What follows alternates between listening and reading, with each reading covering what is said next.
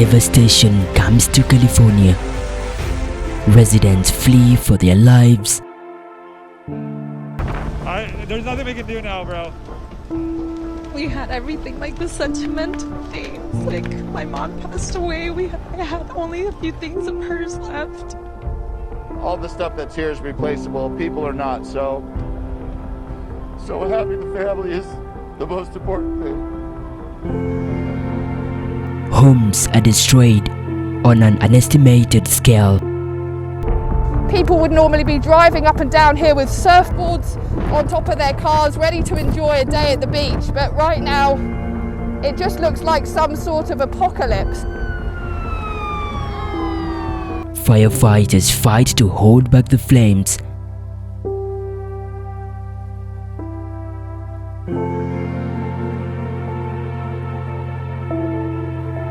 But how did it happen? And why did the fires spread so quickly? And we're going to fire back to Atlanta. Question was Bravo 70, lead plane for Tanker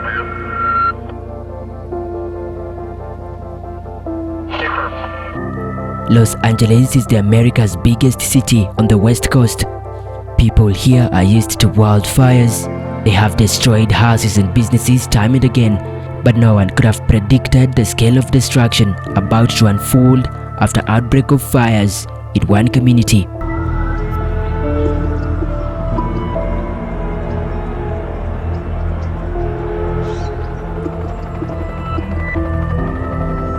You can see they are dropping water. There you go. You can see it happen right there. And there are some hand crews on the ground. Would you mind talking to us for a second? Okay, what's your name? Charles. Charles, have you been evacuated from the area or No, not yet? Not yet. And we have seen that before. So nothing new to us for the last 32 years that I've been here.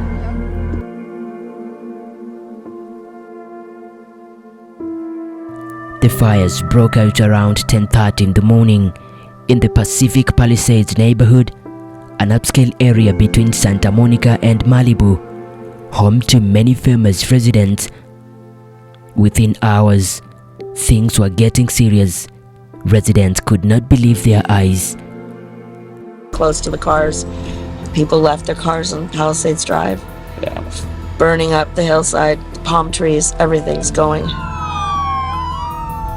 What happened? There's a lot of fire right there. That's why the people coming. We leave the car. They said to get out of your car? Okay. It's just so sad. And I feel for everyone that's lost property on fires. I've never been this close to it. Driving down the canyon was really very shattering.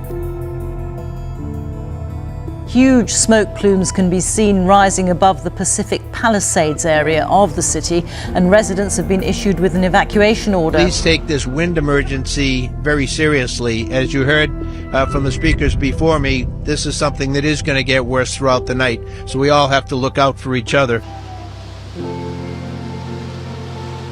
Many experts attribute the increasing frequency and intensity of wildfires to climate change. The combination of prolonged droughts, higher temperatures and extreme weather events is creating conditions ripe for catastrophic fires. Flew everywhere. Let's go back to Emma Vardy now. And Emma, this area is no stranger to wildfires, but nothing could have prepared them for this. What makes this so different is that there are so many fires burning at once, and they're burning so close to residential areas. Now, emergency crews on the ground have admitted they just don't have enough people to deal with this developing situation, and some of those fires are still growing in size. The hillsides are still burning behind us, and every time the winds blow, there's a gust of wind. We're just seeing flames up on the hillside there burst back into life. A reminder of how unpredictable this fire is and how much the winds have been driving it and making life so difficult. We have also been hearing about some serious injuries to residents who did not evacuate their homes, choosing to stay behind for various reasons to try and protect their homes, or simply leaving it too late. So emergency services are continuing to warn people to take evacuation orders very seriously, because this is a day like Los Angeles has not seen before, and it's not even close to being over yet.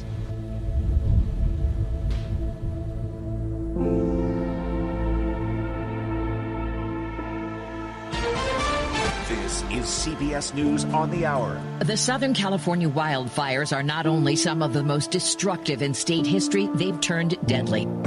At least 5 lives now reported lost.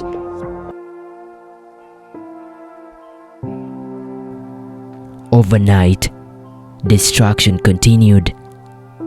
Over 15,000 buildings have been burned and over 100,000 people have been forced from their homes. Firefighters are overwhelmed and there are increasing reports of looting. So if I very quickly take my mask off, the air is absolutely thick with smoke. The fire crews here tell us they have a shortage of water, and in many instances they're having to stand and watch these properties burn. It is a losing battle. I never thought it would come through here. David was hoping his home might have survived, but the whole neighbourhood has gone, and with it, his house too.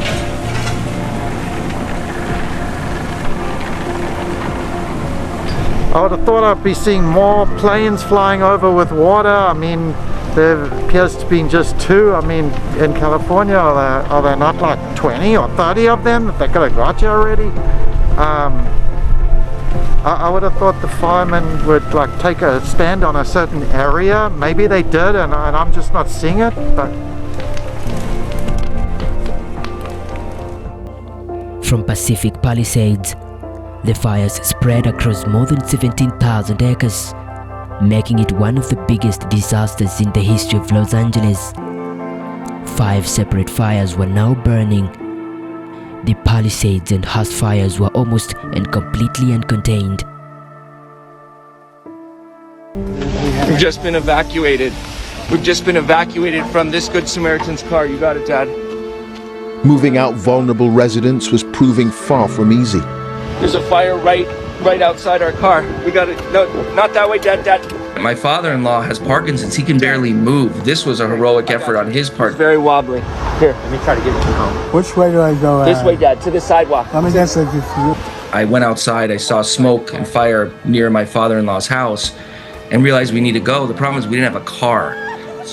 I ran up and down the street where he was, Glen Haven, finally found a neighbor who was willing to swing by and pick us up. Most people had already gone at that point. And at that point, I grabbed his medicine. That's the only thing I could think to grab.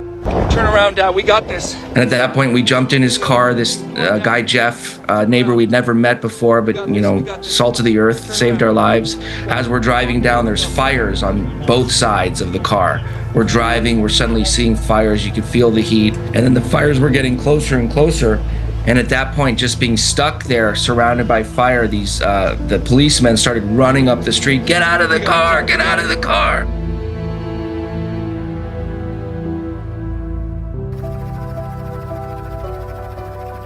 The authorities in Los Angeles have issued a powerful warning against looting and other criminal activity in areas abandoned by people fleeing wildfires. 10 people are known to have died, but officials expect this number to rise.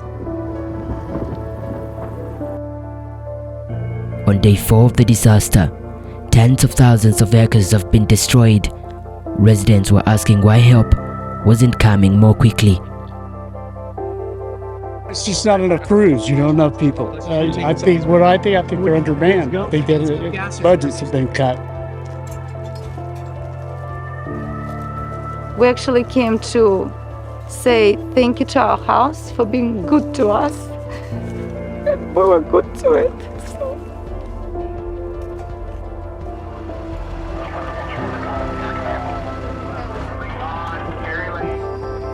Well, as thousands of firefighters continue that battle to get this crisis under control, this is what it leaves in its wake. The suburb of Altadena sits at the foot of a mountain range over which the unusually strong winds for this time of year, the Santa Ana winds they call them, poured in on Tuesday night.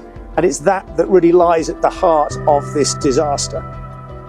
The Santa Ana winds have had 2 effects. Once you get the fire going, well, it's already started, but the Santa Ana winds add in extra dry air. That sucks out all the moisture that's already there in the plants, so it dries them out quicker, so it's actually adding more fuel, and then the speed helps the spread. If you think you can have wind speeds, basically hurricane force wind speeds blowing, with a fire in place, it will push that flame, that boundary of the fire, over huge areas in such a short space of time. And that is what we've seen in LA over the last few days. But why did Los Angeles fires spread so quickly? So what the climate scientists say is that the temperature is getting hotter. That's making things drier. You've got extended heat waves, which draw moisture out of the soil and out of the vegetation. So you've got more dry vegetation. So when a fire starts, there's more fuel to keep that fire going, and it's likely to burn longer and burn a larger area. The National Oceanographic and Atmospheric Administration did a paper looking at the relationship between temperature increase and wildfires. They found that climate change had caused an almost 200% increase, so almost doubled the area burnt by wildfires since the 1970s. People are saying now $150 billion, the most expensive fire in US history and presumably in world history. So as a climate journalist, you look at this and you say, this is one of those kind of key events in the history of the whole planet's understanding of the potential impacts of climate change.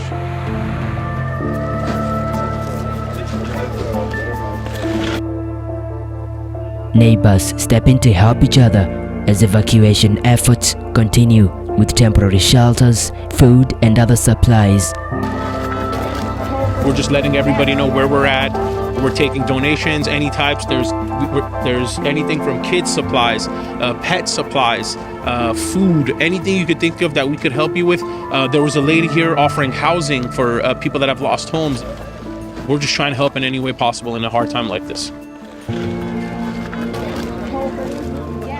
I came here because I'm in need. I lost my house, my childhood home. It's just devastating.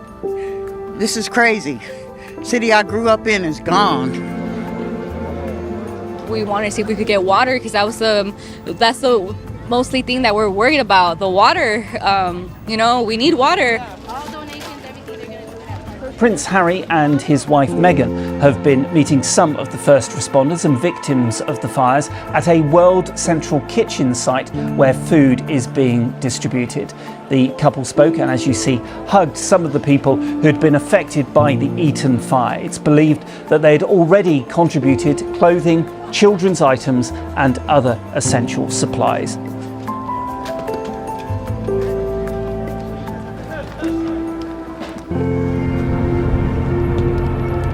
The Governor of California has called for an independent investigation into whether water shortages hindered efforts to control the wildfires that have devastated parts of Los Angeles. Firefighters are still trying to contain the blazes. Beautiful job.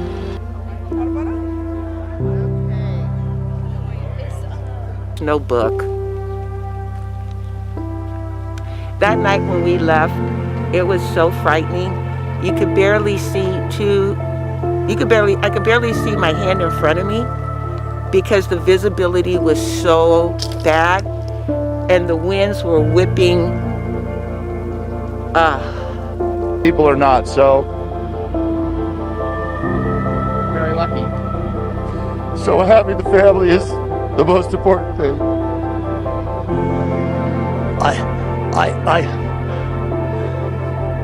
I'm going to break down again. That's what I feel.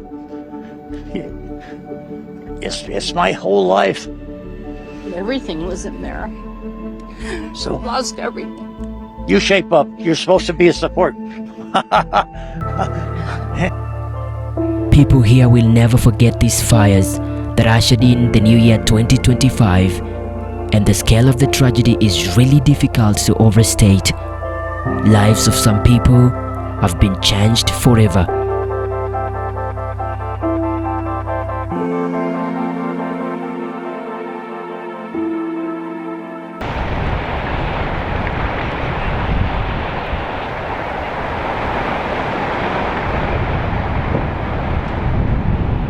My name is Sam Kivuva.